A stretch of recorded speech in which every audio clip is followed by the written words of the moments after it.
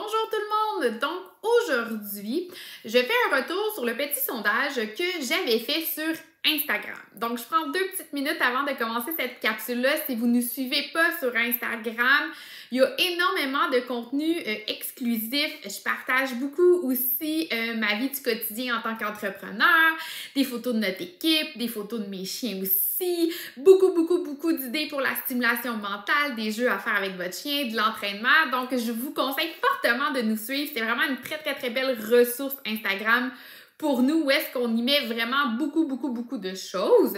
Également, je vais vous inviter à vous abonner à notre chaîne YouTube. Donc, de plus en plus, il va y avoir du contenu sur notre chaîne YouTube. C'est vraiment mon défi de 2023. Donc, si vous voulez être à l'affût des dernières vidéos, des derniers trucs, je vous conseille fortement de vous abonner aussi et de liker cette petite vidéo-là.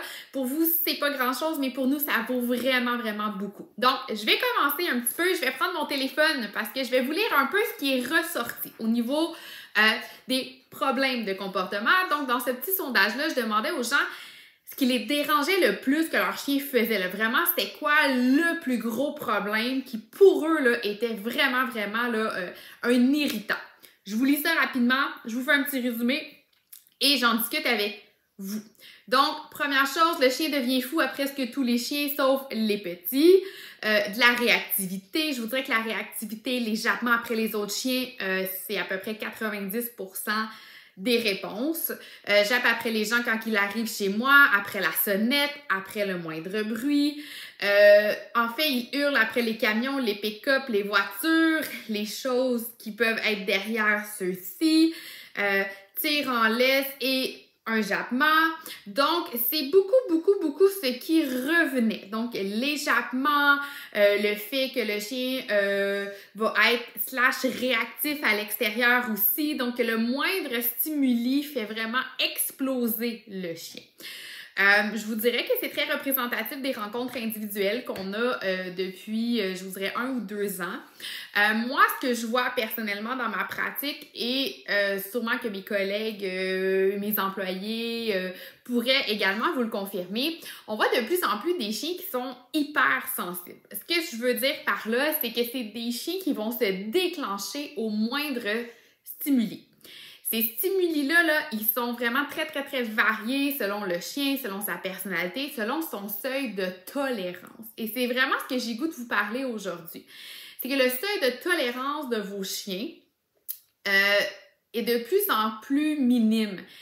Ce qui veut dire que souvent, quand les gens vont nous consulter, c'est que là, le chien, il réagit à tout sans arrêt. Ça veut dire qu'il n'a plus la capacité de s'auto-régulariser puis que justement, il y a beaucoup d'éléments déclencheurs avant d'exploser.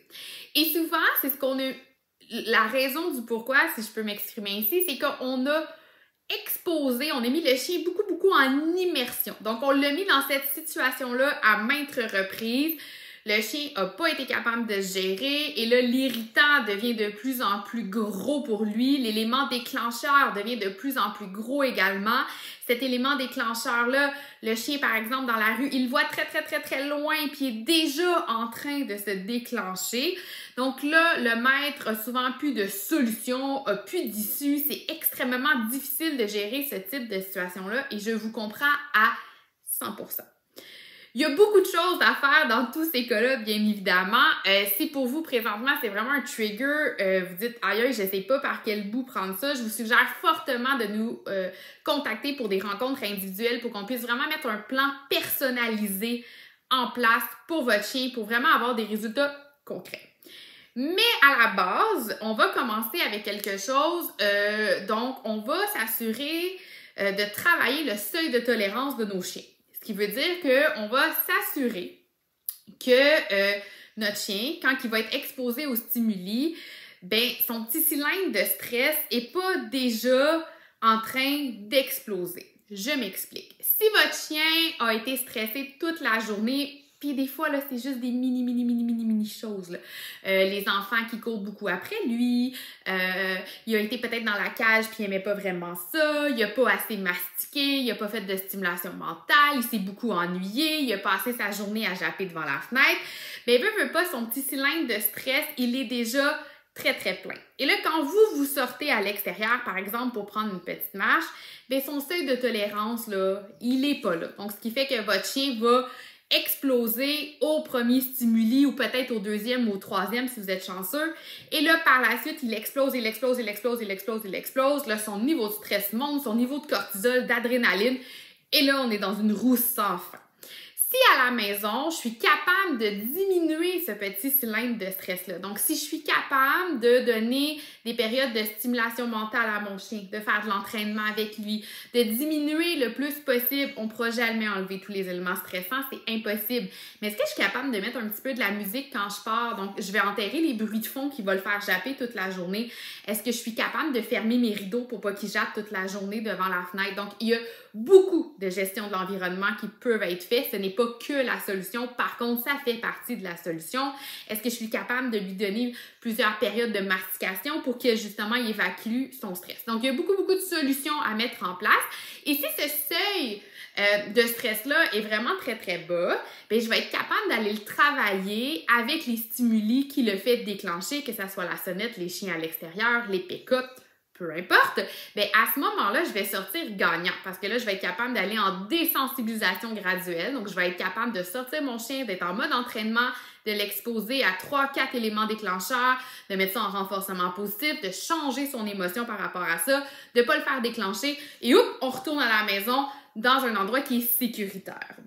Donc, si ce que je vous dis, ça vous semble vraiment logique, là, je sais que là, je parle de façon générale parce que bien évidemment, sur YouTube, je vais vous donner des conseils de façon générale. Par contre, c'est la base de tout protocole. Souvent, avant d'aller exposer le chien aux stimuli, il va falloir se creuser la tête un petit peu puis de dire « Ouais, bien le problème passe souvent beaucoup plus loin que ça. » Donc, c'est de trouver les éléments dans votre vie de tous les jours. C'est quoi qui crée de la frustration chez mon chien? Qu'est-ce qui crée du stress chez mon chien? Et les identifier, ces éléments déclencheurs-là, parce qu'ils font partie intégrante de votre protocole, ils font partie de votre solution. Donc, identifiez bien ces éléments-là, changez des choses dans votre environnement, faites oui de la gestion de l'environnement, donnez-leur plus de périodes de mastication, plus de périodes de stimulation mentale et après ça, quand je vois que mon chien il est confortable, son seuil de tolérance est quand même assez bas, il ne me démontre pas de signaux d'inconfort, de signaux de stress, let's go, on commence les protocoles. On va aller commencer à faire de la désensibilisation graduelle, donc de l'exposer à une distance de réussite par rapport au trigger et bien évidemment aussi d'y aller toujours en réussite. C'est hyper important. C'est ce qui va faire que mon protocole à la fin va fonctionner. Par contre, vous devez toujours garder en tête que pour changer une émotion, pour acquérir un nouveau commandement, faire un nouveau travail chez le chien, on parle entre 500 et 1000 répétitions. Souvent, les gens vont essayer ça 2-3 semaines. Ah, ça fonctionne pas, ça marche pas. Souvent, ben, on n'a pas essayé assez longtemps, malheureusement, ou on a pris les bouchées trop grandes. Donc, on a été trop vite, trop rapidement. Moi, je vais toujours dire aux gens, décortiquez par mini étapes votre entraînement. C'est comme des petites marches qu'on va monter. Donc, on ne peut pas partir du bas au haut complètement. Il va y avoir des micro-étapes pour arriver à un résultat.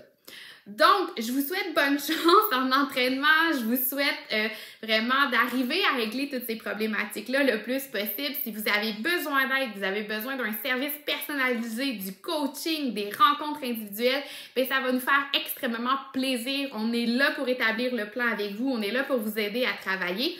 Donc, je vous dis à la prochaine. N'oubliez pas de vous abonner à notre YouTube et de liker la petite vidéo. Merci!